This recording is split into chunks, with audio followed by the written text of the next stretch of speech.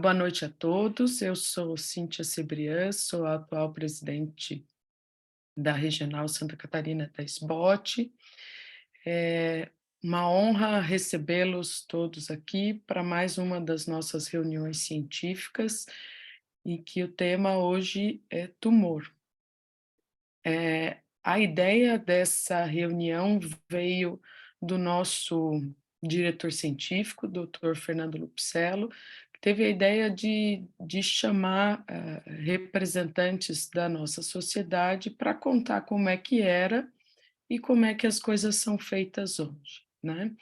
Então, hoje a gente convida o Dr. De Vicenzi, Dr. Ganeve e o Dr. Mário Albuquerque para discutir, para falar um pouco sobre a ortopedia oncológica.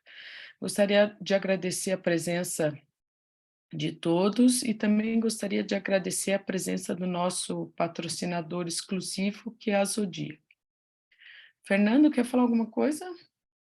Eu queria agradecer a disponibilidade do doutor Luiz aí. A gente sabe que não é fácil, assim, é uma volta ao passado, e isso dá trabalho mesmo, mas bom que tem profissionais como vocês que tiveram esse cuidado de documentar tudo que fizeram ao longo do tempo. E acho que a gente aprende bastante com o passado, né? Então, tô bem curioso, quero ver aí. Acho que o tumor é uma das áreas que tiveram uma evolução, assim, muito, em pouco tempo, mas muito expressiva, né? Então, eu acho que a gente vai ver bastante coisa interessante aí. Quero dizer, doutor Luiz, doutor Gerson Ganeve e o Mário aí pela disponibilidade de fazer o nosso evento essa noite. Espero que todos gostem, assim como a gente. Lembrar que isso vai ficar salvo, né, no nosso canal do YouTube, então pode ser visto on demand depois. A gente vai também botar nas mídias sociais da sociedade, para quem não pôde eventualmente estar presente, assim, a gente sabe que nem todo mundo pode estar presente na hora, mas vai poder assistir depois aí. Boa reunião a todos. Bem, vamos. Doutor Luiz tem a palavra. Abriu o som? Abriu o som, está aberto. Está aberto? Bom, vou deixar primeiro o som e deixa eu falar primeiro sem a apresentação. Bom, eu quero agradecer, fico muito lisonjeado e satisfeito de vocês terem essa ideia de pegar os mais antigos, vamos assim dizer, os com mais experiência, para mostrar como é que era a nossa medicina. E eu vou começar a história em 67, quando eu me formei. Porque no ano da formatura eu já estava me dedicando um pouco a tumores ósseos. Evidente que eu sempre fiz de tudo, fiz prótese, tudo que é tipo.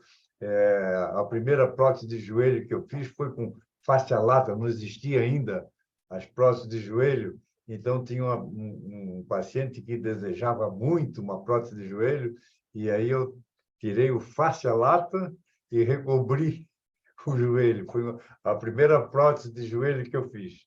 E depois as próteses de quadril, quando a gente começou, eu quero te dizer que a gente tinha 3 tamanhos: tamanho pequeno, médio e grande. Aí era colo curto, colo médio e colo longo. Era o que tínhamos na ocasião para começar a fazer as próteses.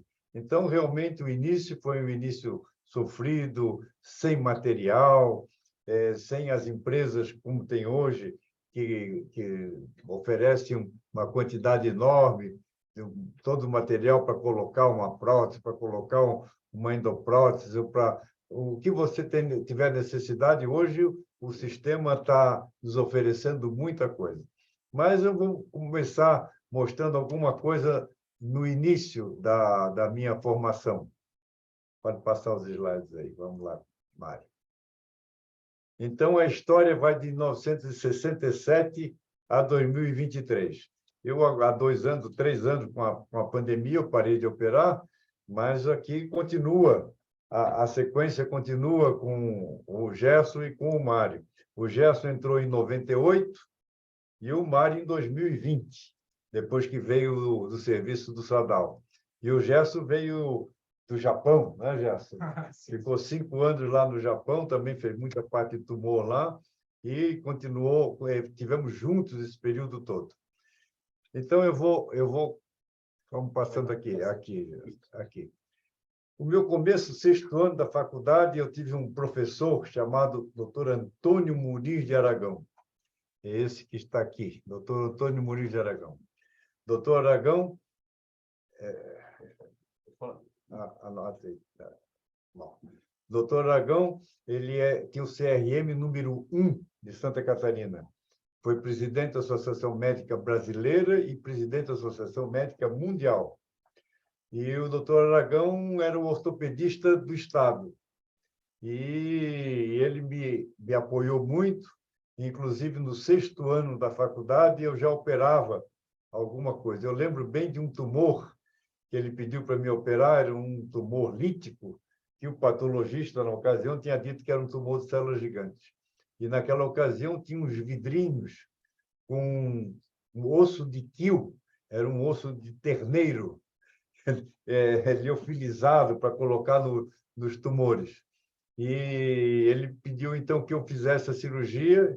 Eu abri o tumor, a janelinha, curetagem, e enchi com esse osso. Foi o primeiro tumor que eu operei. E depois eu levei esse caso, depois vou contar desse caso que recidivou, e aí eu levei para o Dr. Ottolenghi, que era foi onde eu fiz a minha especialização, e levei a radiografia com tumor recidivando. Aí o Dr. Ottolenghi olhou e disse assim: Luiz, veja que essa cortical está fininha. E eu digo: realmente, professor, a cortical é um pouco fina. Eu digo: então, isso não é só um tumor de células gigantes. Isso é um tumor marrom, é um tumor de paratireoide. E você mande um cirurgião geral procurar na paratireoide desse paciente, que deve ter um tumor, e tirando esse tumor, ela vai ficar curada. E naquela ocasião, a comunicação era por carta. Aí eu fiz uma carta ao doutor Aragão que encaminhasse essa paciente ao cirurgião geral, que na ocasião aqui era o doutor Dameral. Aí o doutor Dameral examinou a paratireoide da paciente e realmente tinha um tumor, operou e ela curou com a cirurgia. Apenas uma visão do nosso professor Ottolenghi. Mas voltando ao doutor Aragão, pouco depois ele se aposentou e me doou toda a sua biblioteca. Então, de livros do Pucci, todo o Beller, todos aqueles grandes autores antigos, eu fiquei com todos esses livros que eu fui passando aos poucos para o doutor Osvandré Leck. O Osvandré está fazendo uma coletânea de livros lá em Passo Fundo, e até eu aproveito a oportunidade aqui, alguém que tenha um livro antigo e quiser doar para a coletânea do Osvandré, é a oportunidade. Então, eu já doei bastante dos meus livros, tem mais alguns ainda para o Osvandré, que estão aqui te aguardando, Osvandré. O doutor Ottolenghi, então, foi um professor excelente, foi um professor exemplar, ele me orientou muito, e principalmente na área de tumores. O Ottolenghi fazia muito transplante ósseo. Então, era na ocasião, alguns anos antes, ele apresentou em Ribeirão Preto, no Congresso Brasileiro, um transplante de fêmur inteiro, um transplante ósseo. E quando eu cheguei aqui em Florianópolis, teve uma paciente com um tumor de tíbia, 5 recidivas, operado em São Paulo, operado em outros cantos, e sempre recidivava. E aí eu propus o transplante ósseo. Isso em 69, 70, mais ou menos. E, na ocasião, eu precisava, então, de um doador. Não existia banco de osso, não existia coisa nenhuma. E o doador, até teve uma ocasião que chegou na emergência um jovem que suicidou-se com um tiro, e eu pedi à família se podia me dar um pedaço da tíbia. E a família concordou, mas só que o cadáver já tinha ido para o necrotério. Então, eu fui, peguei as caixas todas, tudo esterilizada, avental, tudo, e fui para o necrotério para retirar o osso. E tirei a parte proximal da tíbia, congelei, e fizemos exames para ver se tinha alguma patologia óssea, não tinha nada, e então, depois eu fiz a cirurgia. Ressequei o tumor dela e coloquei foi o primeiro transplante que eu fiz em 1970, graças ao estímulo do nosso professor Ottolenghi.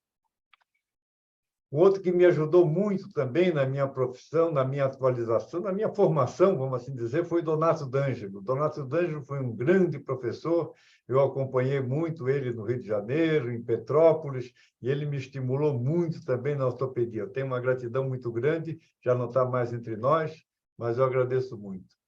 No curso com o Ottolenghi, eu tive a oportunidade de fazer um curso de patologia óssea com Fritz Scharowicz, esse que está aqui no centro da fotografia. O professor Fritz Scharowicz fazia o curso de patologia óssea, era o Centro Latino-Americano de Patologia Óssea. E, nessa ocasião, foi um de Florianópolis fazer o curso conosco. Esses aqui são os residentes da ocasião, Paulo Fontes, que já foi meu sócio, já faleceu, Luiz Músculo, Raul Melchor, e este aqui é o doutor Maciel, que fazia patologia. E eu me lembro da primeira aula do professor Fritz Scharowicz, aqui, ó, sempre devemos fazer um estudo comparativo entre a histologia e a radiografia. Essa foi a primeira aula. Eu tenho até hoje o caderno. Naquela ocasião, a gente anotava tudo em caderno. E era uma época que até a comunicação era difícil. Eu tinha aqui, a Lúcia era minha noiva, e a comunicação que nós tínhamos de lá para cá, além das cartas, era pelo rádio amador. Nós íamos a Sarandi e marcávamos a hora, e aí eu conversava com ela pelo rádio amador. Nossa televisão era em preto e branco, então, para mostrar que a evolução da vida, a evolução da ortopedia e de tudo, foi uma evolução realmente assim rápida e muito grande.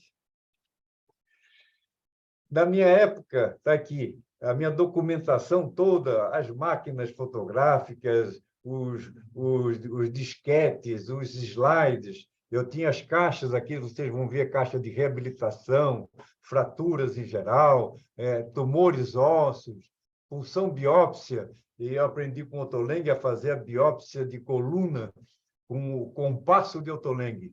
Era um compasso que a gente fazia na radiologia e colocava agulha para poder fazer a biópsia dos tumores de coluna, fraturas expostas. Então, eu tinha uma caixa para cada tipo de patologia, então eu fazia uma boa documentação desde aquela época, que estão todos alguns dos slides, quem tem máquinas, projetor, e nessa época aqui eu me lembro que nós compramos também um projetor de slide da Kodak. Os mais antigos devem se lembrar da Kodak, era um carrossel, e aquele carrossel você tinha que colocar o slide de cabeça para baixo e virado.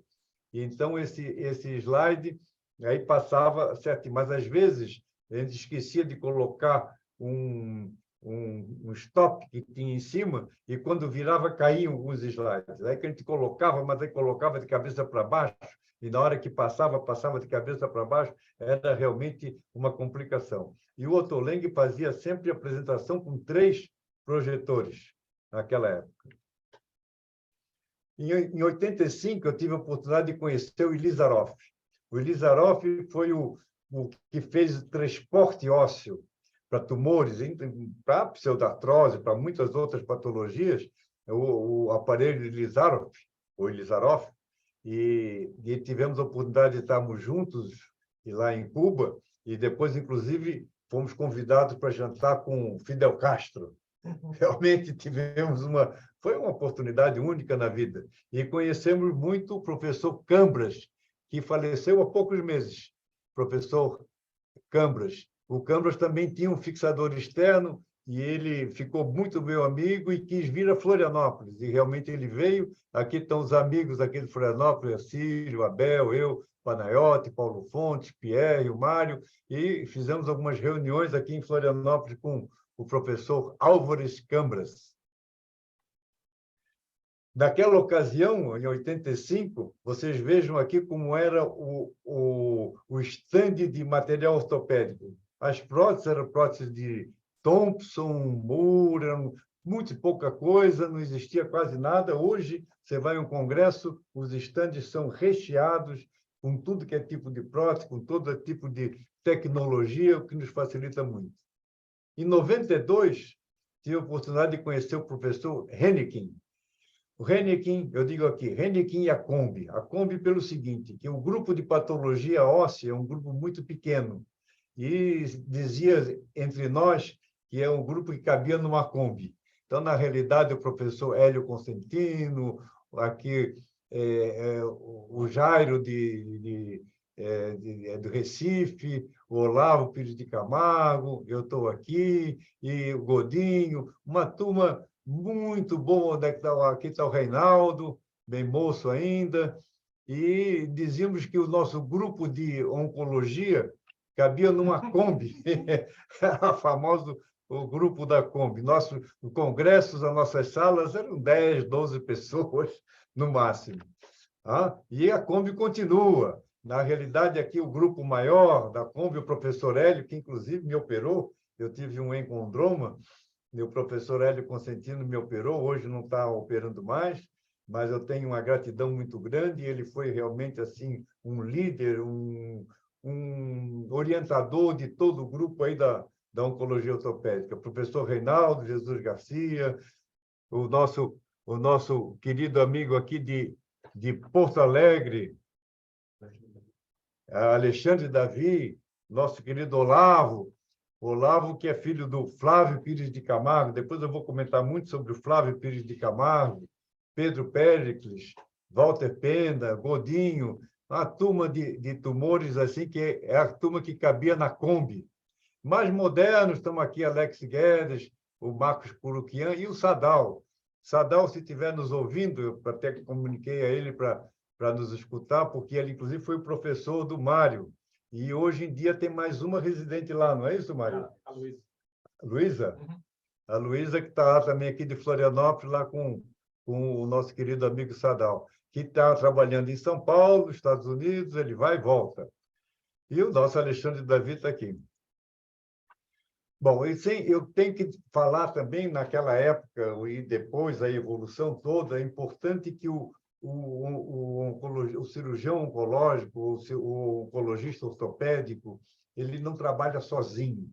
Ele tem que ter uma equipe, ele tem que ter patologista, ele tem que ter radiologista, tem que ter oncologia clínica. Então, a patologia começou no IDAP aqui, tivemos a Gabriela, que hoje é esposa do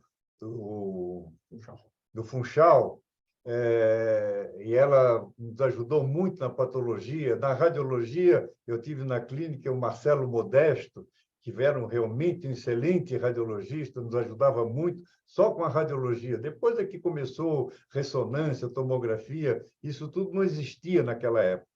O professor Alfredo Daura Jorge foi um dos precursores da quimioterapia, 1974. E depois nós conseguimos, em 99, começamos a construção do complexo oncológico. Eu era, na ocasião, um diretor técnico, está ali o meu nome na placa e foi inaugurado em 2005. É o Complexo Oncológico, Ambulatório Alfredo Daura Jorge, Hospital Wilson Crainubim. E esse hospital, hoje, o Gerson trabalha, né, Gerson? Sim. E hoje tem centro cirúrgico. Quando eu me aposentei, ainda não tinha centro cirúrgico, mas hoje já tem centro cirúrgico e é realmente o local próprio para tratamento do câncer. E nesse período todo, de 1970, eu sempre participei dos cursos do professor Flávio Pires de Camargo, o pai do Olavo. O professor Flávio Pires de Camargo foi realmente assim um ícone, foi um iniciador da ortopedia aqui no Brasil. E eu estou aqui sentado, naquela época ainda a gente usava a gola, está vendo aqui uma gola bem por fora do paletó. E esse aqui é o Hilário Maldonado. Hilário é um grande ortopedista de Marília, já faleceu também, e ele sempre sentava na primeira fila em todos os congressos. E com o professor Flávio, em 74, ele fez um trabalho sobre o uso de cimento ortopédico nas lesões ósseas benignas. Né? Então, eu gostei muito da ideia e comecei a fazer aqui também, porque era mais fácil colocar o cimento do que enxerto, tem que tirar enxerto, etc. Então, aqui um caso, devo dizer, 14 anos de evolução, colocou um tumor de células gigantes, está aqui na proximal da tíbia, que foi colocado cimento ortopédico. Já tem 14 anos de evolução. Não sei há quanto tempo vai durar essa articulação. Espero que dure muitos anos, senão depois vamos ter que fazer alguma solução biológica aqui. Esse é um outro caso também de um tumor de células gigantes. Esse paciente esteve no meu consultório agora recentemente. Em 2004, eu fiz a endoprótese, porque o tumor dele era um tumor de células gigantes, mas que é do interior, e o problema do brasileiro que mora no interior para chegar num serviço de referência de tumor. Então, ele tinha um tumor de células gigantes, que teve uma fratura, imobilizaram, o gesso era para imobilizar, e ficou 2 meses para poder chegar até aqui. Quando ele chegou, estava uma invasão muito grande de partes moles, então era uma cirurgia que não dava para fazer uma ressecção, então nós optamos pela endoprótese do professor Fabroni, que depois eu vou comentar sobre ele. E aqui está uma boa flexão, uma boa extensão, e esse paciente está bem satisfeito e vai uma vez ao ano, 2 vezes, uma vez de 2 em 2 anos, lá no consultório para a gente acompanhar a evolução dele. Fabroni, eu tenho que fazer um comentário muito grande. O Fabroni foi realmente uma pessoa que me ajudou muito e me estimulou muito nos reemplaços osteoarticulares. Esse aqui é o livro dele, de cirurgia das fraturas e dos reemplaços osteoarticulares. E o Fabroni era uma pessoa que tinha uma empresa que, evidentemente, que criou as endopróteses, e ele vinha para operar junto contigo. E esse foi um dos primeiros casos que ele veio a Florianópolis, essa menina de 8 anos, foi em 1987. Tinha um osteosarcoma distal de fêmur. Naquela época não tinha tomografia, não tinha ressonância. O único exame que tinha, além do raio-x, era uma arteriografia. E mostrando aqui a lesão lítica no distal de fêmur dessa criança. Foi feita uma quimioterapia, já existia a quimioterapia adjuvante, e foi feita a ressecção e uma endoprótese. E a endoprótese distal de fêmur, para manter o crescimento da tíbia. Então, ela perdeu apenas o crescimento da parte femoral. Pós-operatório, muito bem. 9 anos de pós-operatório, evoluindo bem. 9 anos, ficou com um pouco de encurtamento, porque a parte femoral é evidente que não cresceu, né?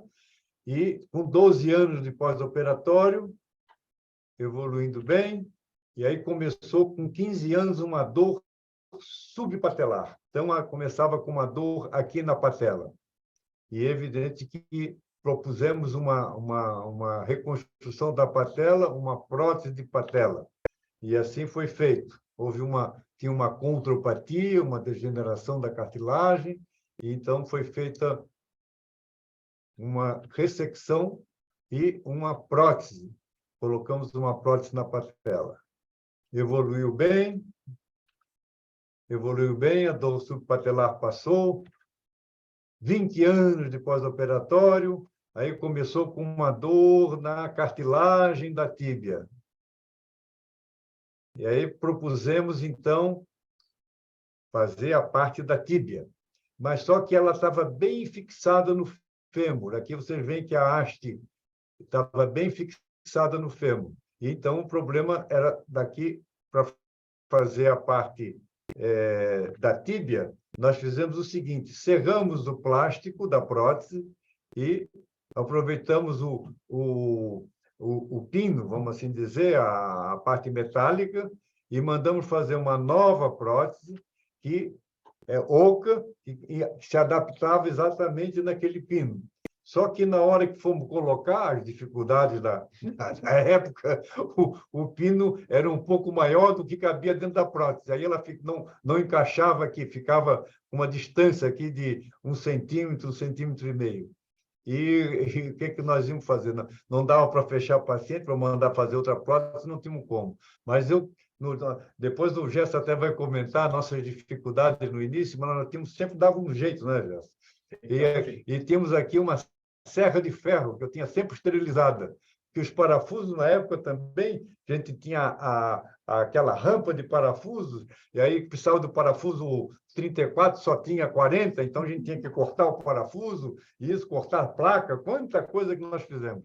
E essa serra de ferro me ajudou muito, porque aproveitamos, então, cortamos a pontinha da haste metálica e a prótese se adaptou bem, a nova prótese com o joelho. Aí evoluiu bem, 20 anos, 25 anos, evoluindo bem. Com 25 anos de pós-operatório, começou a haver uma osteólise, vocês notem aqui uma areazinha escura separando o cimento do osso. Então, é uma soltura asséptica, estava se soltando aqui e ela estava com dor. Então, tivemos que fazer uma revisão e trocar. Então, quando nós retiramos, olha, o cimento sai inteiro. Sai o cimento junto com a parte metálica. E botamos uma com a haste maior. A haste agora veio até quase aqui no trocânter.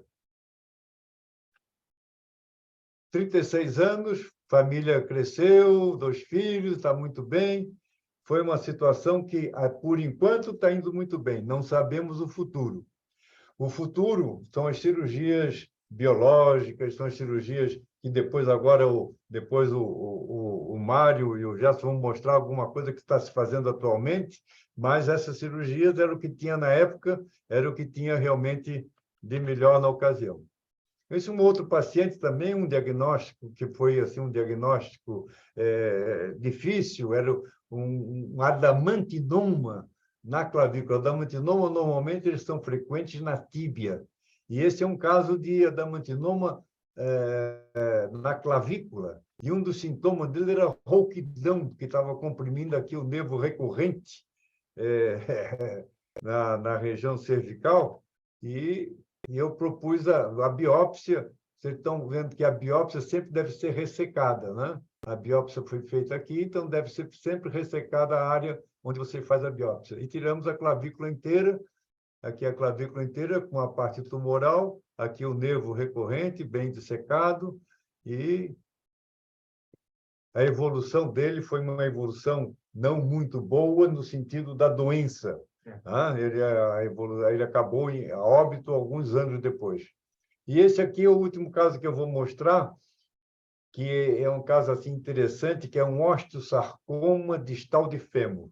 E o osteosarcoma de fêmur, você tem sempre que fazer uma ressonância de todo o fêmur, porque existem as skip metástases. A lesão está aqui no distal do fêmur, mas pode ter algum comprometimento também no fêmur proximal. Então, quando tem isso, tem que ser feita a desarticulação do fêmur. Temos que desarticular.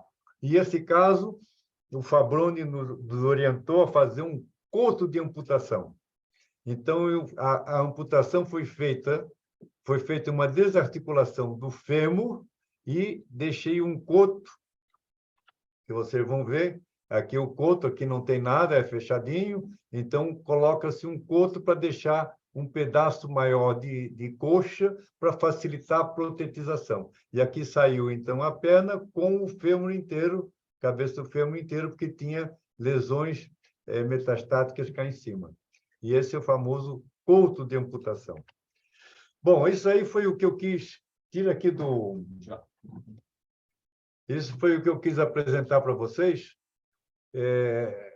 Um pouco, um resumo daquilo que nós fizemos, daquilo que podia ser feito na ocasião, e é evidente que eu teria muitos mais casos para apresentar, mas eu vou deixar também agora o Gerson falar alguma coisa sobre os casos que ele vai mostrar, e depois o Mário também vai mostrar alguma coisa. Não é isso, Mário? É isso. Então, eu agradeço muito, e obrigado pela oportunidade, e agora eu passo a cadeira aqui para o doutor Gerson.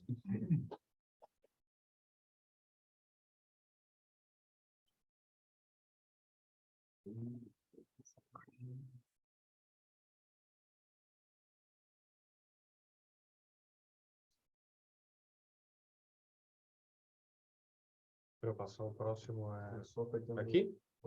Aí vai para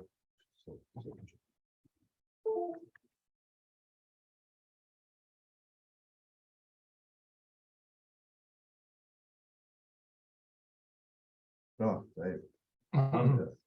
Bom, boa noite a todos. Aí é um prazer estar participando aqui do evento. Um abraço especial ao Lupcelo, que foi nosso residente aqui no Celso Ramos. E eu lembro especialmente aí, o Lupcelo foi, acho que, o residente que mais me ajudou em casos complicados aqui no Celso, né, Lupcelo? Então, é um prazer estar participando do evento aqui, junto com o Luiz e junto aqui com o Mário. E já quero iniciar e agradecendo muito o Luiz, assim, que me recebeu aqui em Florianópolis em 98 e tem sido meu parceiro aí durante esse tempo todo. E é um cara de uma generosidade tremenda, muitas vezes largou o consultório dele particular para me ajudar em cirurgias aí de pacientes públicos. E então, eu tenho uma dívida muito grande, uma dívida eterna com ele. E é meu parceiro, é meu mentor e meu mestre. E meu amigo. Tá certo, Luiz? Muito obrigado por tudo. Bom, falando um pouquinho sobre a oncologia ortopédica, ela é uma especialidade assim que ela abrange uma gama enorme de situações, de condições em que a gente tem desde aí por exemplo, aqui à esquerda, um caso de um defeito fibroso cortical, que é uma lesão pseudotumoral que não precisa, literalmente, não precisa fazer nada, não precisa biopsiar, não precisa operar. Você pode só acompanhar durante o tempo com exames de imagem. E aí você tem num outro espectro uma lesão aí uma lesão de padrão misto na diáfise humeral de um paciente de 38 anos e que se revelou um osteosarcoma, uma lesão bastante agressiva e que necessita um tratamento bem especializado, né? Então, é uma área que tem uma gama enorme aí de situações que a gente tem que diagnosticar e tem que tratar. O Luiz me pediu para contar essa história aqui de como eu tomei contato com a especialidade. Em 92, eu ganhei uma bolsa de estudos, concorri a uma bolsa de estudos no Consulado de São Paulo. Sempre gostei muito do Japão, da cultura do país. Tinha uma amiga uma colega que tinha ido para lá e concorri a uma bolsa de estudos do governo do Japão e acabei fazendo doutorado lá, ficando 5 anos. E eu fui lá para fazer joelho, mas eu fiquei lá num hospital muito grande, da maior faculdade particular de medicina do Japão, em Tóquio, e tinha o Dr. Akio Tateishi, que era um profissional de referência, que é esse senhor aqui à direita, né?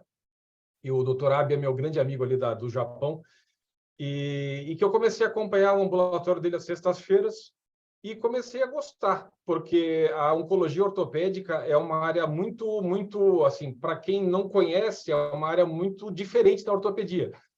Então, quando você começa a ver, começa a entender um pouquinho, comecei a gostar, e aí comecei a seguir mais essa área de oncologia ortopédica. Eu já fiz alguns trabalhos lá na época nessa área e fiz a minha tese nessa área também. Vim para Florianópolis em 98, né? O Luiz me recebeu aqui muito generosamente. E aí a gente tem uma noção bastante importante com os pacientes de neoplasia óssea, que o pessoal que passa aqui na residência do Celso, eu falo que é o mantra, né? Que é o paciente com neoplasia óssea, com tumor ósseo, neoplasia óssea, ele deve ser tratado num centro de referência por uma equipe multidisciplinar. Então, esses pacientes, isso é assim no mundo inteiro. Como o tumor ósseo é raro, então esses pacientes eles devem ser encaminhados para um centro de referência onde existam profissionais com experiência para tratar esses pacientes, tá certo? E aí eu vim para trabalhar em 2 lugares quando eu cheguei aqui. Eu trabalhei 10 anos num grande hospital geral. Eu até brinco que eu falo que era o chefe do grupo de tumores ósseos do Hospital Regional de São José. Fiquei 10 anos lá como único oncologista ortopédico, chefe de mim mesmo, né? E depois eu vim para um outro hospital geral grande aqui em Florianópolis, também chefe do grupo de mim mesmo, que há 15 anos já. E estou no CEPOM, não apareceu o slide do CEPOM aqui. Perdão. E eu estou no CEPOM, eu entrei no CEPOM ali, indicado pelo Luiz, em 98. Então, eu estou no CEPOM ali já há 25 anos, que é um centro de referência em oncologia aqui do estado, né? E eu vou começar a mostrar alguns casos. O Luiz já mostrou alguns pacientes de endoprótese, que é um método consagrado para tratar esses pacientes com lesões neoplásicas, né? Então, esse é um paciente meu que foi operado para osteosarcoma com 18 anos em 99. O Luiz me ajudou nessa cirurgia. A cirurgia foi no Hospital Geral, foi no Hospital Regional de São José. E esses pacientes, né, Luiz, a gente brinca, a gente casa com esses pacientes, porque a gente leva os pacientes para a vida toda. Os pacientes se tornam nossos amigos, as famílias também. Então, são pacientes que a gente tem muita satisfação de rever e de reavaliar, né? Às vezes, naturalmente, os pacientes precisam ser reoperados. Esse paciente, foi operado com 18 anos, depois se formou engenheiro, tem a empresa dele lá no Oeste, e ele vem uma vez por ano comigo ali no CEPOM fazer um controle. Dessas endopróteses, que a gente fala endoprótese não convencional para tratar tumores, aqui tem o melhor resultado, realmente a endoprótese do tipo Fabrone, né? Que tem as especificações, aqui é um polietileno importado, as hastes atualmente elas são de titânio, as hastes que vão dentro do osso, e naquela endoprótese de joelho, o Pino-T, hoje em dia, ele é feito de cromo cobalto, né? Então, e eu trabalho no hospital geral e trabalho no hospital oncológico. Aí, vou me dirigir agora mais aos ortopedistas que trabalham no hospital geral, porque muitas vezes a gente sabe que a lesão óssea ela pode ser a primeira manifestação clínica de uma neoplasia agressiva. Então, essa paciente chegou para mim no hospital geral, né, no ano passado, um paciente de 47 anos, com muita dor no quadril direito, já trouxe um envelopinho com a ressonância magnética, e ela tinha uma lesão bastante agressiva ali no quadril, e depois eu vou mostrar alguns exames que a gente deve fazer nessas situações. Ela fez uma tomografia de tórax, que mostrou um provável primário de tórax. E aí, nesses casos, eu fiz o que eu faço há 25 anos, né?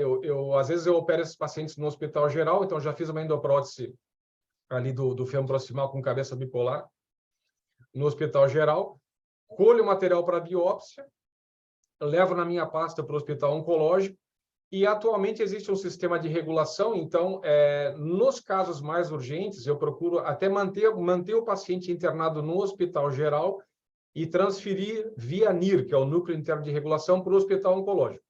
Às vezes isso acaba demorando muito, então de qualquer maneira, assim que esse paciente chega, eu já encaminho via CISREG também, que é o Sistema de Regulação do Estado. E aí, assim que esses pacientes ficam com o meu contato, assim que eles conseguem um registro no CISREG,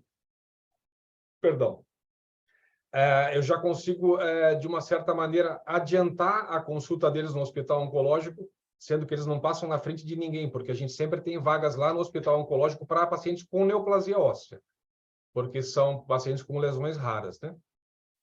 Então, a gente procura sempre fazer o máximo para adiantar o diagnóstico e o tratamento desses pacientes. Então, essa paciente, ela tinha uma lesão metastática como primeira manifestação de uma neoplasia de pulmão, depois confirmou o anátomo patológico do fêmur ali, um adenocarcinoma de pulmão, e ela teve a oportunidade de começar a quimioterapia precocemente lá já no centro oncológico, tá? Aqui um outro paciente também do hospital geral, chegou com muita dor na região da hemipelve ali esquerda, tinha uma lesão bastante agressiva. Esses pacientes eu acabo conseguindo, eu faço, apesar de já estar com 60 anos, eu ainda faço plantão de emergência, justamente porque eu acabo conseguindo biopsiar esses pacientes num esquema de emergência, né? Às vezes os pacientes vão até no meu plantão de fim de semana e os anestesistas do hospital geral me conhecem o meu trabalho, conhecem meus pacientes, sabem que os pacientes precisam de diagnóstico rápido. E aí, mesma coisa, faço a biópsia no hospital geral e ponho na minha pastinha, levo para o hospital oncológico, às vezes transfiro via NIR, ou às vezes o paciente vai para casa, mas já com encaminhamento de urgência para o hospital oncológico via CISREG, né? E esse caso, nas tomografias, foi visto um primário tumor renal e depois foi confirmado no anátomo lá já do centro oncológico de um carcinoma de células claras. O paciente, essa lesão óssea não era operável, ele fez quimio e rádio, e, para minha surpresa, esse paciente já tem mais de 2 anos de diagnóstico, ele está aguentando as pontas. Assim, a lesão ela cicatrizou parcialmente ali com a quimio e com a rádio, e ele ainda é um paciente que está em segmento. Essa é uma paciente que meu amigo Renato Amorim, um ortopedista aqui de Floripa, me ligou lá no hospital universitário, me pediu para encaminhar, e eu atendi na emergência do hospital geral, uma paciente de 44 anos que estava com uma dor no quadril direito, várias lesões líticas no esqueleto, né? Com essa característica, uma hipótese forte, apesar da idade, era um mieloma múltiplo, e que no exame laboratorial acabou se revelando o diagnóstico, né? Então, essa informação aqui eu costumo passar bastante para os residentes ali do hospital do Celso Ramos, do Hospital Geral, né? É uma situação que um ortopedista pode encontrar no dia a dia. É um adulto que chega não no hospital oncológico, né? Ele chega no Hospital Geral, ele não tem diagnóstico oncológico, já com uma lesão agressiva, né? Então, tem alguns exames que, se for possível, você já deve pedir, que já podem adiantar bastante o diagnóstico desse paciente, que é uma ressonância magnética do osso doente. Então, se for uma lesão no fêmur distal, você tem que pedir uma ressonância da coxa, tá? Uma tomografia de tórax, abdômen e pelve, muitas vezes já pega um primário de pulmão, na grande maioria dos casos, às vezes um primário de rim também, e às vezes alguma outra lesão, né? Pode ser fígado também, mas aí um pouco mais raro. A cintilografia óssea é difícil de pedir no hospital geral, geralmente ela é pedida mais tardiamente já no hospital oncológico. E o laboratório, você pode pedir um hemograma, uma dosagem de cálcio, fósforo, fosfatase alcalina, uma eletroforese, para investigar indiretamente aí o hiperparatiroidismo primário. Eu não costumo pedir paratormônico, é um exame muito caro e muito demorado, mas que você acaba vendo ali pelas lesões e pelo cálcio, pelo fósforo e fosfatase alcalina, você já pode ter uma pista, né? Depois, se você suspeitar, você pode pedir uma ultrassonografia cervical e ver ali talvez um possível adenoma de paratireoide. E eletroforese de proteínas também é bastante importante pedir, e que a gente já consegue pedir nesses hospitais gerais, e às vezes já pode adiantar um diagnóstico de mieloma. Vou mostrar alguns casos. Essa paciente, ela internou já no hospital oncológico com um diagnóstico de mieloma, mas ela poderia perfeitamente chegar no hospital geral com essa fratura sem diagnóstico, né? E ela já tinha um diagnóstico de mieloma, e foi feita uma osteossíntese, e depois a paciente fez a quimioterapia para o mieloma, e fez radioterapia da lesão óssea, e essa lesão acabou cicatrizando. Essa paciente está andando com carga parcial, ela fez um transplante de medula óssea depois, também por mieloma, e ela está indo bem. Falar um pouquinho sobre tumor de células gigantes, que é uma lesão benigna agressiva, tá? E que a gente vê bastante na nossa prática clínica. Então, geralmente se apresenta dessa maneira: é uma lesão lítica, epifisária, excêntrica, com limites geralmente mal definidos, e já com uma provável invasão de partes tumorosas que você vê na radiografia, caracterizando uma lesão de Campanati tipo 3, né? Então, de uns anos para cá, existe um novo recurso terapêutico para os pacientes com tumor de células gigantes, que é o denosumab, que é um anticorpo monoclonal, que ele interfere na ação do osteoclasto, ele interfere na diferenciação do osteoclasto e na ação dele para a reabsorção do osso. E que ele acaba estabilizando ali a reabsorção óssea e ossificando, né, as lesões. Então, essa aqui é uma radiografia de uma lesão na era pré-denosumab. Então, essa instituição que eu trabalho aqui em Florianópolis, que é o CEPOM, a gente já está com uma experiência razoável com o tratamento de pacientes com tumor de células gigantes com denosumab. Essa paciente, ela é uma médica de 45 anos, então ela teve um tumor de células gigantes no rádio distal, e essa é uma técnica que era usada na era, que eu usei durante algum tempo, na era pré-denosumab. A gente operava aquela técnica de usar o enxerto de fíbula proximal e substituir o rádio distal com esse enxerto com uma placa DCP de 6 parafusos. E é uma técnica boa, tá? Assim, a gente vendo a radiografia aqui na região do punho, você parece ali que tem que o punho não estaria muito funcional, que o cara tá luxado, mas que esses pacientes acabam tendo uma função boa, tá? Essa era pré-denosumab. Dá para... Então, essa paciente veio na semana passada a meu pedido, eu fiz esse pequeno filme.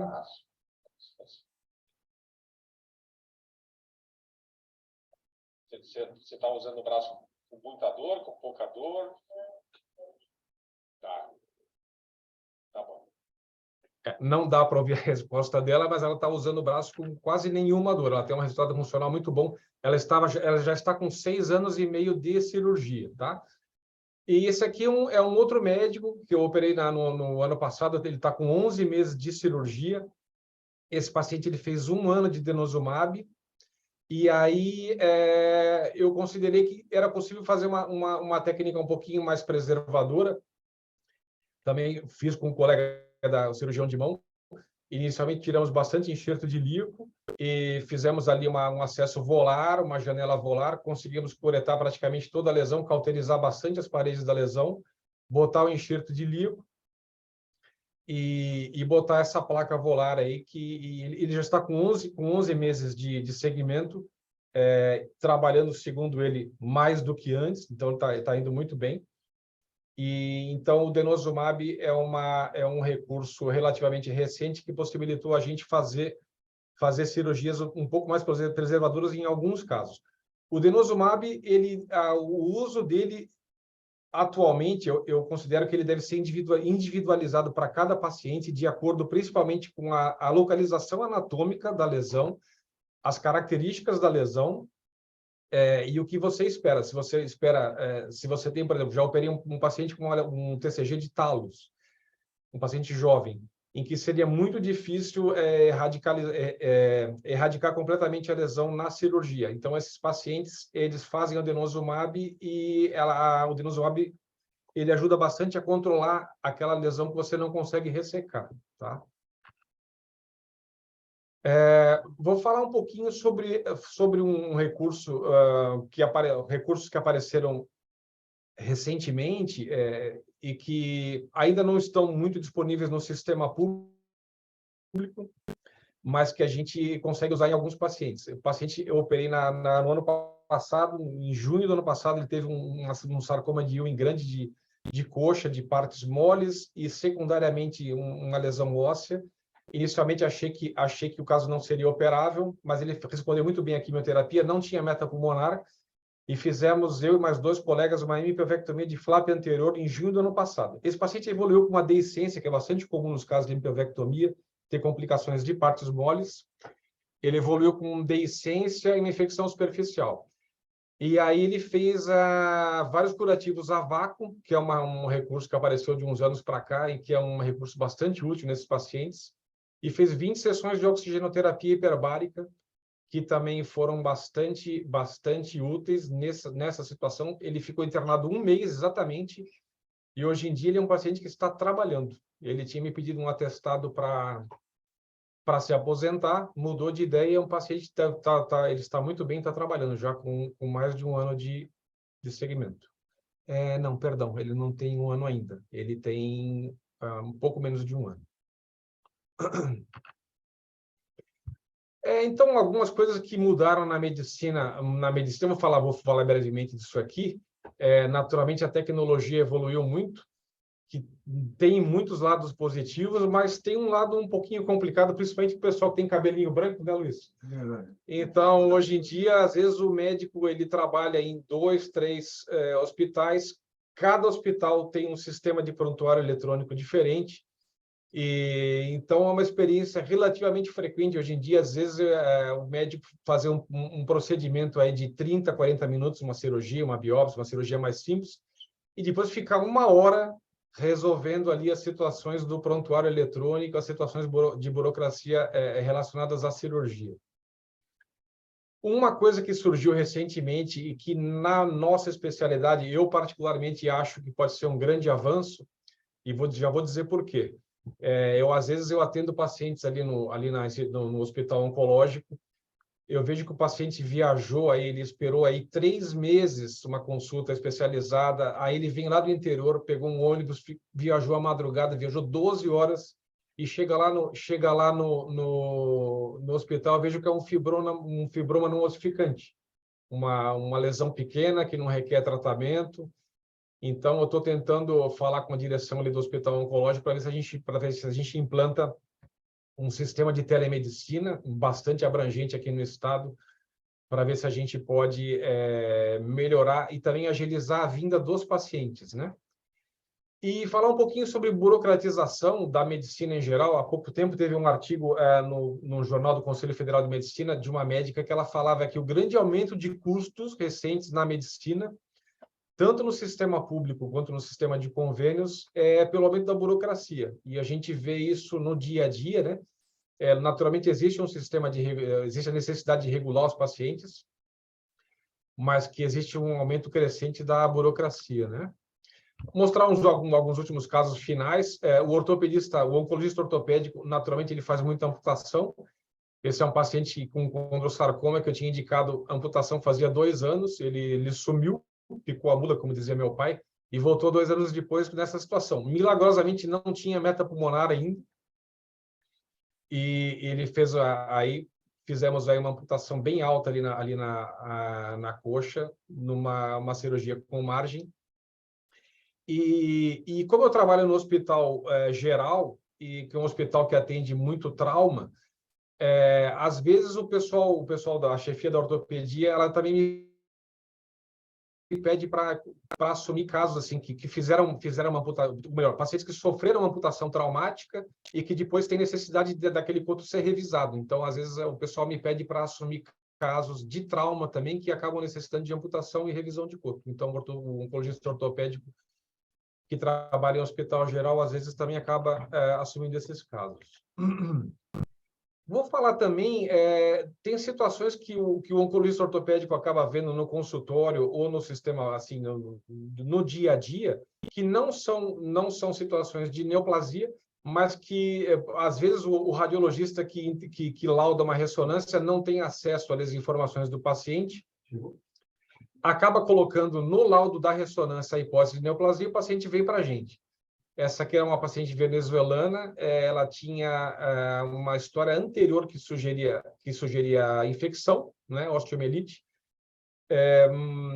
mas ela teve uma suspeita na unidade básica de saúde de neoplasia e veio para mim. Ela não tinha ressonância, eu pedi uma ressonância e tinha 2 focos de abscesso intraósseo. E como já era uma paciente minha, eu acabo tratando. Então, eu a operei, eu fiz perfurações no osso, coleta de material para cultura, e depois uma antibiótico, ela também passa por uma consulta pelo infectologista, fez o tratamento adequado e evoluiu bem. Então, situações de infecção óssea, de osteomielite, às vezes o oncologista ortopédico acaba vendo e às vezes acaba tratando também.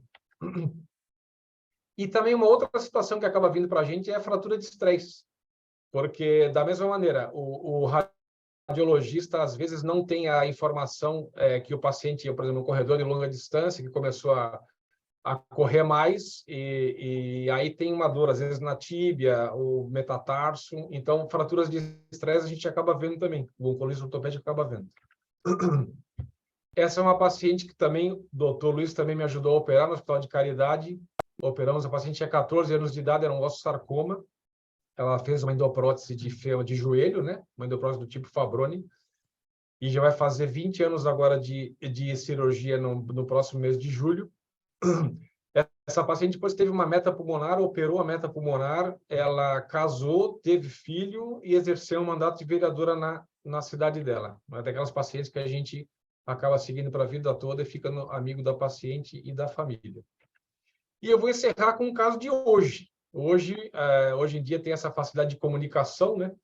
Então, um colega meu, eu estou de férias no hospital público aqui, mas um colega lá que é cirurgião de mão e que faz plantão de emergência me disse que apareceu essa paciente lá para ele na emergência, uma paciente do interior de Santa Catarina.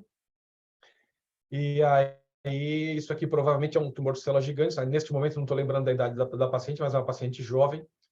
E aí eu já fiz o que já vou fazer o que eu faço há 25 anos. Ela vai vir no meu plantão, eu vou biopsiar, botar o material na minha pastinha, levar para o CEPOM, para o hospital oncológico, e vou apressar aí o diagnóstico e o tratamento dela.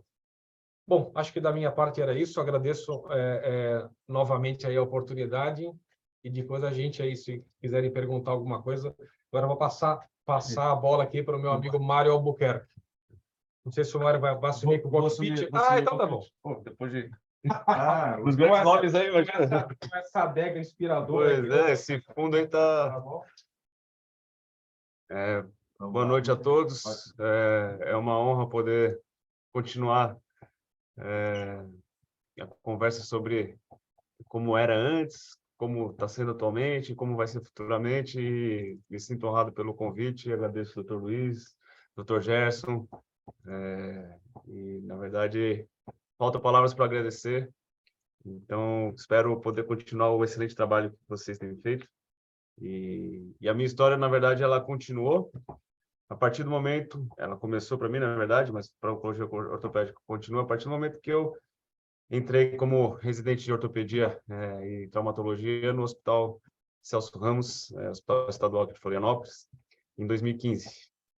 E fui ter meu primeiro contato nos casos de tumores ósseos com o Dr. Gerson no ambulatório. E em 2016, quando a gente passa 6 meses no hospital infantil, tive a oportunidade de acompanhar vários casos também com o Dr. Mário Corman, meu xará, no hospital de tumores aí de crianças e adolescentes.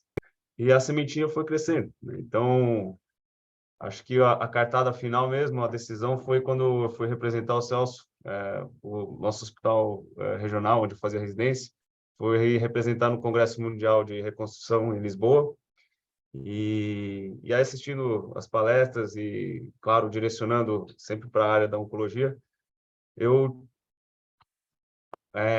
tive a oportunidade de ver a palestra desse mestre aí que foi um negócio que, depois que eu vi, eu falei, pô, não é possível, o cara faz isso, né? Então, com todo o respeito, o Dr. Tsuchiya é um médico japonês e ele trata os tumores fazendo congelamento. Eu achei isso incrível, porque eu falei, pô, como é que uma pessoa, né, criou veio com a ideia de fazer a ressecção do tumor, congelar em nitrogênio líquido, né? E depois descongelar e colocar de volta no paciente com o tumor tratado, né? E aí ele começou a mostrar a casuística dele e os resultados favoráveis, as sobrevidas longas. E eu falei, nossa, gostei bastante dessa técnica e agora eu vou me aprofundar um pouco mais, né? Quando eu começar, eu já estava determinado em fazer oncologia ortopédica, então, e coincidentemente, eu acabei passando depois de me formar na residência em ortopedia e traumatologia, com indicação do Dr. Gerson e do Dr. Luiz, para Santa Casa de São Paulo. Passei na prova, fui aceito para o programa de especialização em oncologia ortopédica, que são 2 anos. Então, entrei em 2018 e fui descobrir que lá era um dos grupos que fazia bastante a técnica do congelamento. E 2 anos depois, no final do meu R5, eu estava com a equipe, Dr. Sadal, doutora Bruna, Dr. Anderson, aqui os residentes que passavam com a gente, o R4 Murilo, e estava eu lá fazendo congelamento, essa técnica que tinha me causado tanto interesse. Então, o destino foi colocando essas coisas no caminho e com o passar do tempo, acabou minha especialização, eu voltei para Florianópolis e comecei a trabalhar no Hospital Infantil Joana de Guzmão em 2020. Em dezembro de 2020, um dos primeiros pacientes que eu comecei a acompanhar lá era uma paciente do sexo feminino, de 11 anos, que começou com aquele quadro típico de uma dor esporádica na coxa, mas aumentando a intensidade progressivamente e associado ao aumento do volume.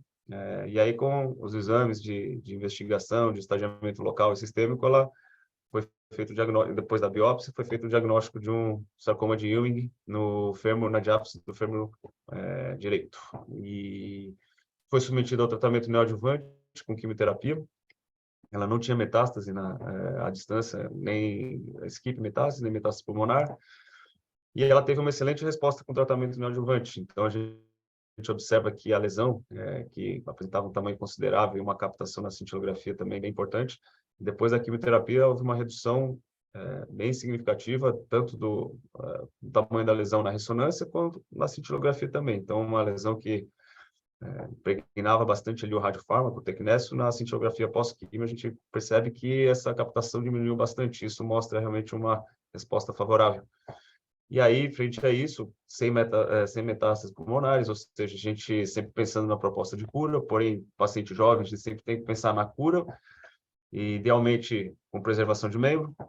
Então, escolher uma proposta que preserve o membro e que dê uma chance de não ficar lesão residual, não ter nenhuma lesão ali que possa se tornar uma recidiva.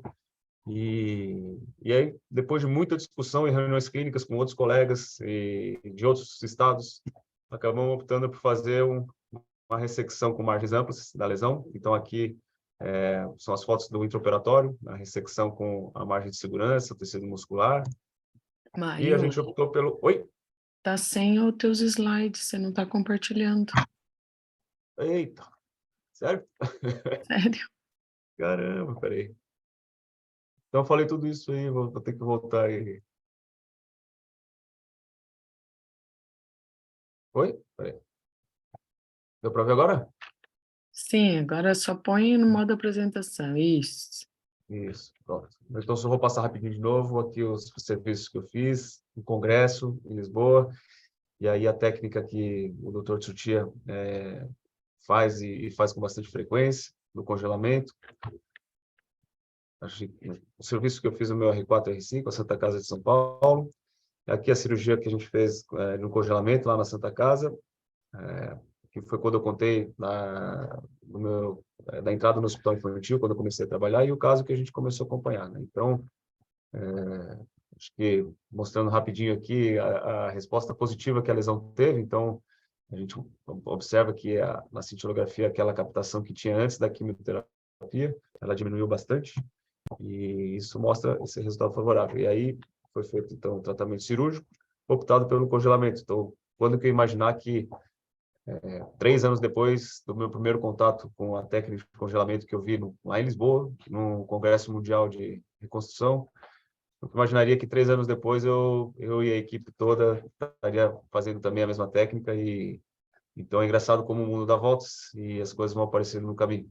Essa paciente, como todos os pacientes de tumores ósseos que a gente faz o tratamento, eles têm esse risco de complicação. Então ela teve, a fixação ficou excelente, ela ficou livre da doença, o tumor foi tratado, nos exames de controle ela não apresentou nenhuma sinal de recidiva, porém ela complicou da parte ortopédica, mecânica. Então ela teve uma quebra da placa e uma quebra do parafuso, porque uma das complicações do congelamento é que o osso apresenta uma demora para a consolidação, né? Então, quando a gente coloca de volta, esse osso, por ter sido congelado e fazer o efeito que a gente deseja, que é destruir as células do tumor, mas ele também acaba afetando um pouco a anatomia local. E isso pode predispor a um retardo da consolidação, que foi o que aconteceu.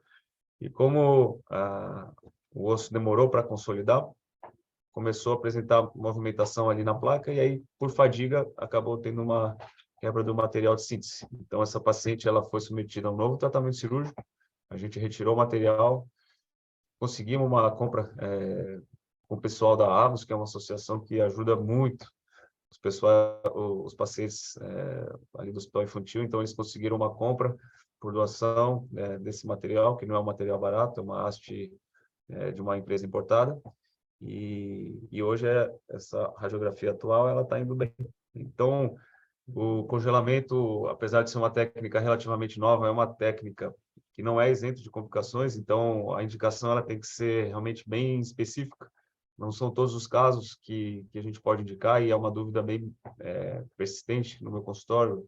Tem muitos pacientes que perguntam se daria para fazer o congelamento. Então, eu acho que a indicação realmente gostaria que fosse para todo mundo, porém não dá para indicar para todos, somente em alguns casos específicos, principalmente pelo risco de complicação. Aí, entrando também em outra técnica que é bem moderna e pouca gente tem feito aqui no Brasil, em Santa Catarina, eu particularmente não sei se tem um outro colega fazendo, que é no tratamento do cistócio aneurismático, né? Então, o cistócio aneurismático é uma lesão pseudotumoral, uma lesão, um tumor ósseo. Na verdade, eu costumo dizer que é uma lesão que imita um tumor ósseo benigno, porém ele tem um comportamento bem agressivo e fragiliza o osso. Até então, o tratamento considerado como padrão ouro era uma ressecção intralesional, ou seja, abrir uma janela no cisto, fazer uma curetagem e reconstruir com enxerto. Só que ainda assim, esse tipo de cirurgia tem um índice elevado de recidiva, ou seja, às vezes o enxerto não integra e tem que operar de novo. E cada vez que opera e faz uma retirada de enxerto do paciente, são duas agressões, né? Tanto agressões cirúrgicas, tanto da cirurgia pro cisto quanto da retirada do enxerto. E muitas vezes tem complicação no local da retirada do enxerto. Então, o pessoal começou a estudar sobre alternativas e existem hoje esse trabalho e uma tendência a fazer o tratamento do cistoacido erismático com infiltração do polidocanol. Então, o polidocanol é um medicamento utilizado com frequência pelo pessoal da cirurgia vascular para tratar as varizes. Então, é uma medicação que, após infiltrada dentro do vaso, ele faz uma lesão endotelial e, com isso, estimula uma cascata de coagulação e faz a cicatrização da lesão. E como uma das teorias do cisto erismático é realmente uma formação vascular que acaba fazendo um trombo e se manifesta, né, daquela maneira dentro do osso, começaram a fazer os testes com esse tipo de medicação e os resultados começaram a mostrar resultados positivos. Então, tem vários trabalhos e estudos na literatura mostrando realmente um resultado favorável. Por exemplo, esse aqui, eles fizeram um estudo comparativo e dividiram os pacientes em 2 grupos. Um grupo fazendo o tratamento com a infiltração do polidocanol e o outro utilizando a técnica tradicional da ressecção e a reconstrução com enxerto.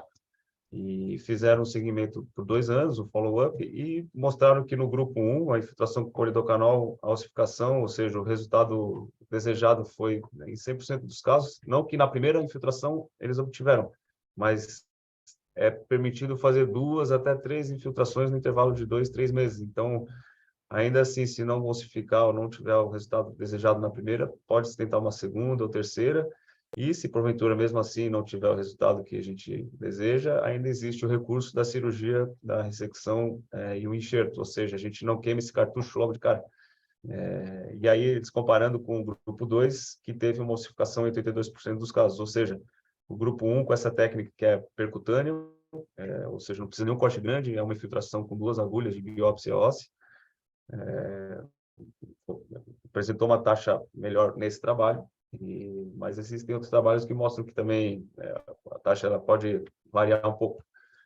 Mas como trata de um procedimento que é menos invasivo, eu acho que vale sempre a tentativa, e aí, se porventura houver algum tipo de falha, a gente ainda existe outro recurso. Esse aqui é uma paciente minha do consultório, de 31 anos, veio para mim com uma dor no braço, um colega atendeu numa emergência e, após a radiografia, e viu que tinha uma lesão, encaminhou para minha avaliação.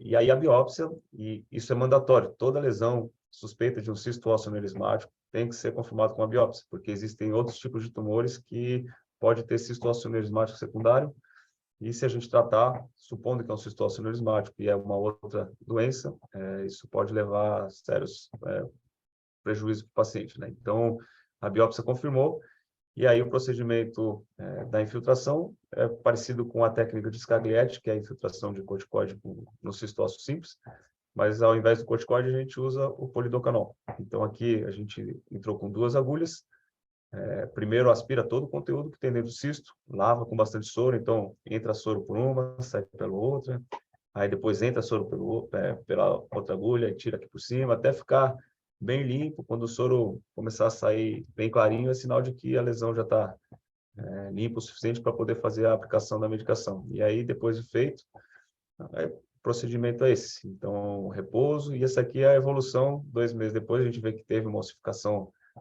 bem importante, né, comparando com a radiografia pré-operatória.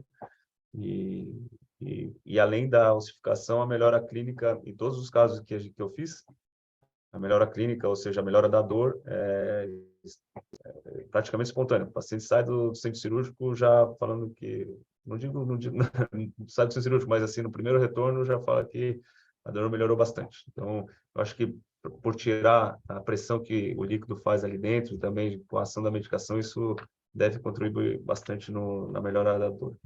Esse aqui é outro paciente que a gente acompanha no hospital infantil, um paciente de sexo masculino de 12 anos, ele chegou com dor e aumento do volume do tornozelo esquerdo. A gente vê aqui que ele tem essa lesão na parte posterior do terço distal da tíbia, né, respeitando a fise, mas é uma lesão que, se a gente olhar de frente, parece até que tem uma reação periosteal em casca de cebola, e isso faz pensar na possibilidade de um sarcoma de Ewing. Então, por isso que também sempre respeitar o que foi dito pelo Dr. Luiz e o Dr. Gerson, os exames de estadiamento local e sistêmico, e aí, ainda assim, confirmar o diagnóstico com a biópsia, né? Então, depois de confirmado o cisto ósseo erismático, foi feito o mesmo procedimento, e isso aqui a radiografia com 2 meses de evolução mostrou que teve uma ossificação já de maior parte ali da extensão da lesão, e além disso, a melhora clínica também. Além disso, outras técnicas que tem bastante estudo, o pessoal lá da Santa Casa de São Paulo tem feito. Aqui a gente, a princípio, ainda não tive nenhum um paciente assim que a gente pudesse indicar essa técnica, mas é a ressecção dos sarcomas com a navegação por tomografia. E isso com o objetivo de tentar melhorar a qualidade das margens cirúrgicas. Então, é uma dificuldade que todo oncologista ortopédico tem, principalmente tumores pélvicos ou tumores do saco, como são estruturas, e perto ali tem várias estruturas nobres, e a gente tende sempre a tirar com a margem ampla, né, de preferência, porém tem algumas regiões, principalmente quando está em contato com o feixe, com o vaso, com o nervo, às vezes a margem não sai do jeito que a gente desejava. Esses estudos têm mostrado que o planejamento com a tomografia e principalmente essa reconstrução em 3D tem ajudado bastante no guia durante o intraoperatório. Então, o paciente faz o estudo da lesão, aí os aparelhos e os softwares eles fazem a reconstrução e marcam exatamente o ponto onde deve ser feita a ressecção para respeitar as margens desejadas, né? Então, esse aqui foi um trabalho que mostrou e fez um estudo comparativo com esse método e mostrou que as margens têm mostrado realmente uma melhora bem significativa, mas existem também os viés, então é um procedimento que exige tempo para programar, e na oncologia ortopédica tempo é uma coisa que a gente não pode esperar muito, né? Então a gente não, no caso desse, por exemplo, a gente não pode se dar o luxo de ficar esperando meses, enfim, não sei, depende muito da região, mas o quanto tempo demoraria para fazer essa programação, porque aí a programação já não ia ser tão bem aplicada, porque provavelmente a margem ia ser diferente, porque a lesão ia ter crescido. Então, mas é importante saber que já existe estudos nesse caminho, e principalmente também na criação de impressoras 3D dos guias de corte. Então, além de fazer a marcação, existem aparelhos que hoje eles fazem a marcação, calculam exatamente onde que é a margem de segurança desejada, e aí a impressora faz um guia do corte. Esse guia é esterilizado, coloca no paciente, e aí dentro dele a gente faz o corte já com as margens planejadas.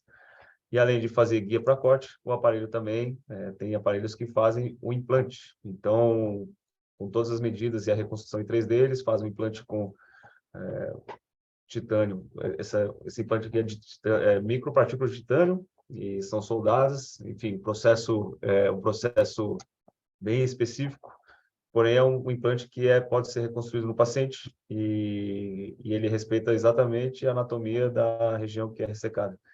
Então, isso aqui é uma radiografia do trabalho que eu peguei após a reconstrução. E a gente vê uma radiografia e percebe que realmente reconstruiu com uma anatomia bem parecida com a normal.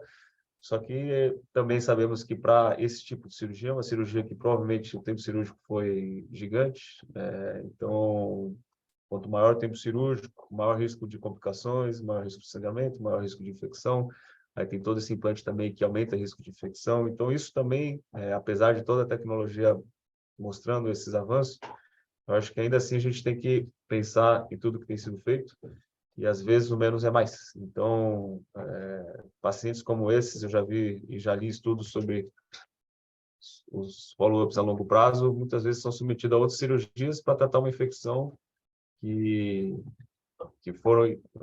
aconteceu às custas do implante, né? Ou do tempo prolongado da cirurgia. Então, às vezes optando por uma cirurgia da ressecção do tumor e deixando o membro balante, para o paciente talvez seja melhor, porque evita outros procedimentos cirúrgicos e o procedimento da cirurgia é muito menor, né? Então, diminuindo assim o risco dessas outras complicações. Resumindo, o que a gente leva adiante de tudo que foi dito pelo Dr. Luiz e o Dr. Gerson, na verdade, toda essa influência que eles têm exercido na nossa associação brasileira, né, de oncologia ortopédica. Então, a gente deve muito pelo aprendizado que eles deixaram, e sempre lembrar de um ponto-chave que o Dr. Sadal sempre falava, e eu acho que é realmente algo que a gente tem que levar para a vida, não só na oncologia ortopédica, mas na vida como pessoa, como profissional, que é a humildade, né? Então, nunca achar que chegou no topo do conhecimento, né? Na verdade, é a pessoa que acha que já sabe tudo é a que menos sabe. Então, isso aí faz com que a gente continue sempre atrás, né? A busca contínua e incansável, e desejando e pesquisando sempre o melhor para o paciente, né? Então, a gente que, além disso tudo, eu acho que mais devemos ao pessoal da escola antiga, se é que pode dizer assim, é a nossa eterna gratidão, e vamos levar para frente aí da maneira como eles levaram, tomara que tão bem quanto, né? Mas o comprometimento a gente vai tentar, né? Vamos ver se a gente consegue com a mesma excelência. Mas é isso aí, gente. Acho que vou fechar aqui. Ela não tem Isso. computador, E aí eu vou ficar ali.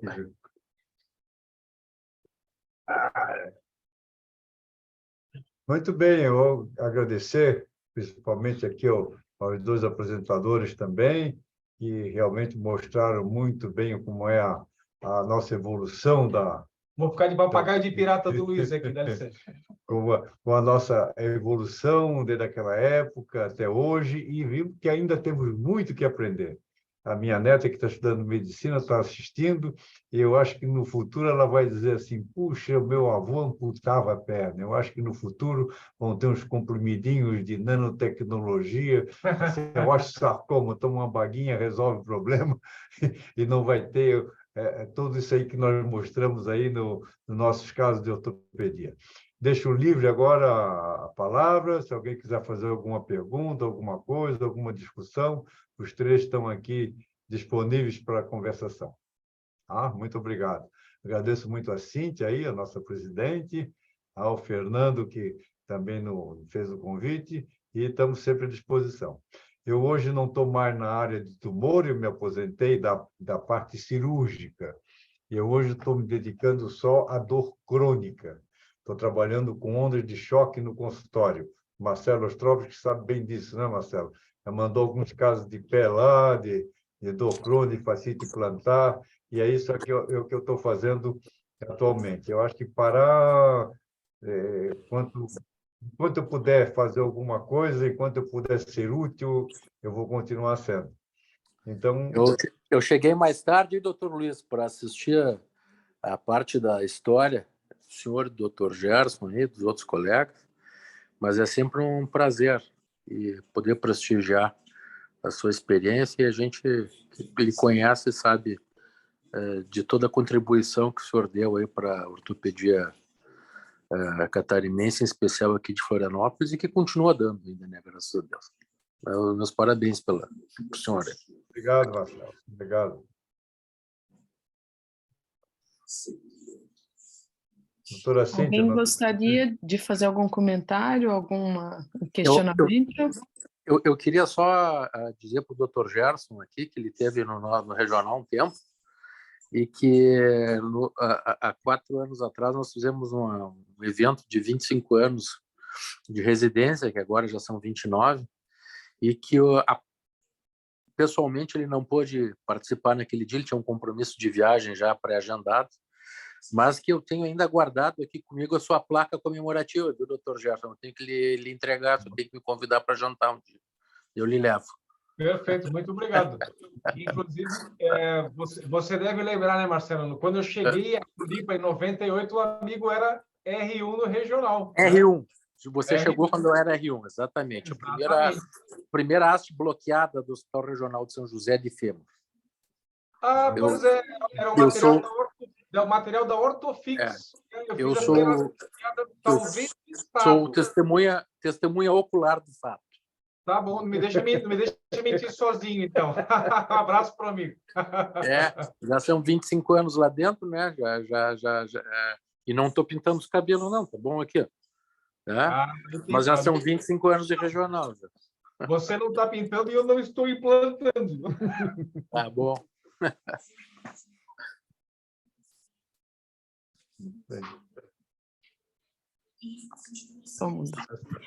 Meninos, realmente a aula foi muito legal. Eu particularmente adorei, eu tenho um pezinho no tumor também, no meu R4, eu fiz 2 trabalhos sobre osteosarcoma e sobre Ewing, então tenho meu interesse pessoal também, gosto muito da parte de tumor e admiro o trabalho que vocês fazem. Parabéns. Muito obrigado, Cíntia. Obrigado. Agradece. Então, pode encerrar aqui. Como é que funciona a gravação, Cíntia? Aqui, pausa, interrompe. Então, gostaria de agradecer a participação de todos, principalmente dos 3 apresentadores, Dr. Devicenzi, Dr. Ganeve, Dr. Mário, e aos participantes da reunião, e mais uma vez ao nosso colaborador, nosso patrocinador, a Zodíaca. Boa noite e até a próxima. Pode dar os... Obrigado. Até mais. Boa noite. Boa Obrigadão. noite.